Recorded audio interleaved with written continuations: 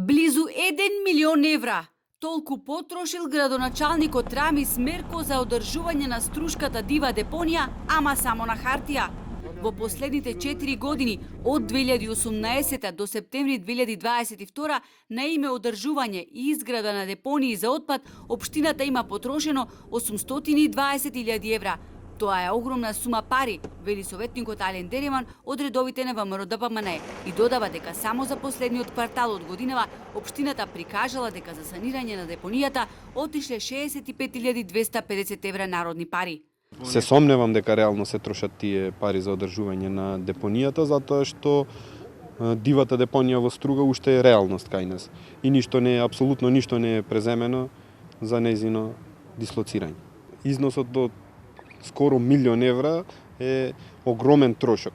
Не можам да тврдам, меѓутоа сигурно дека со тие средства може да се направи реално, барем да се отпочне дислокација на депонијата, дивата депонија во Струга.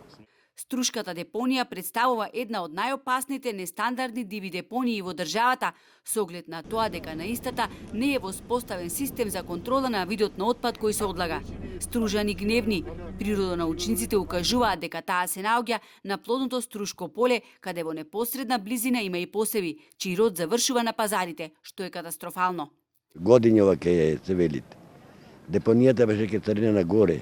Тие кладе онде зошто за пара, за интерес. Место си е негово, тој коли, тој бесите. Треба волја, треба луѓе, треба кадар, треба пари, поголем фонд на пари, контрола на парите и така. На депонијата, која е оддалечена само 500 метри од првите куќи, годишно се одлагаат 40.150 тони смет, не само од Струга, туку и од Вевчани, а сега и лабуништани побарале да го носат ѓубрето сред град.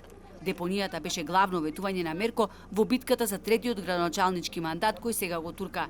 Единствено се направи претоварна станица која никогаш не профункционира. На постоечката локација започна да се одлага отпад во 2006 година со одлука на административната власт на чело со тогашниот и сегашен градоначалник Рамис Мерко.